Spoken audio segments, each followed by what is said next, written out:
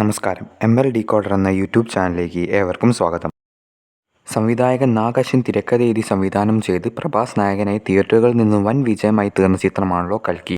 ചിത്രത്തിൻ്റെ OTT അവകാശം Amazon prime സ്വന്തമാക്കി എന്ന കാര്യം നേരത്തെ തന്നെ പുറത്തു വന്നതാണ്. എന്നാൽ ഇപ്പോൾ ചിത്രത്തിൻ്റെ OTT റിലീസ് ഡേറ്റും ഇപ്പോൾ പുറത്തു വന്നിരിക്കുന്നു. ചിത്രം ഓഗസ്റ്റ് 23 ആമസോൺ പ്രൈം വഴി റിലീസ് ചെയ്യുകയാണ്.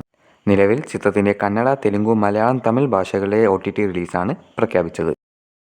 നവാഗതരായ എബി ട്രീസപ്പോളും ആൻഡോ ജോസ് പെരേരയും ഒന്നിച്ച് തിരക്കഥയെഴുതി സംവിധാനം ചെയ്തു ഷെയ്ൻ നിഗവും മഹിമ നമ്പ്യാരും പ്രധാന വേഷങ്ങളിലെത്തിയ ഏറ്റവും പുതിയ മലയാളം ചിത്രമായിരുന്നല്ലോ ലിറ്റിൽ ഹേർട്സ്. ചിത്രം ഇന്ന് ഓഗസ്റ്റ് 13 ആമസോൺ പ്രൈം വഴി OTT റിലീസ് ചെയ്തിരിക്കുന്നു.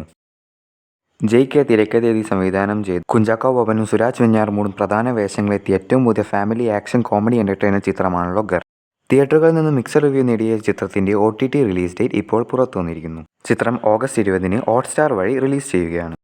ജിത്തു ജോസഫിൻ്റെ സംവിധാനത്തിൽ ലീസ് ആൻ്റണിയും ബേസിൽ ജോസഫും നിഖില വിമലും പ്രധാന വേഷങ്ങളിലെത്തുന്ന ഏറ്റവും പുതിയ മലയാളം ചിത്രമാണല്ലോ നുണക്കുഴി.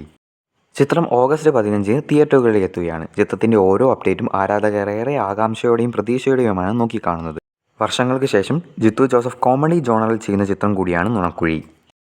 വീഡിയോ ഇഷ്ടപ്പെട്ടാൽ ലൈക്ക് ചെയ്യുക. ഇതുപോലെ സിനിമ റിലേറ്റഡ് വാർത്തകൾക്കും വീഡിയോകൾക്കുമായി ചാനൽ സബ്സ്ക്രൈബ് ചെയ്യുക.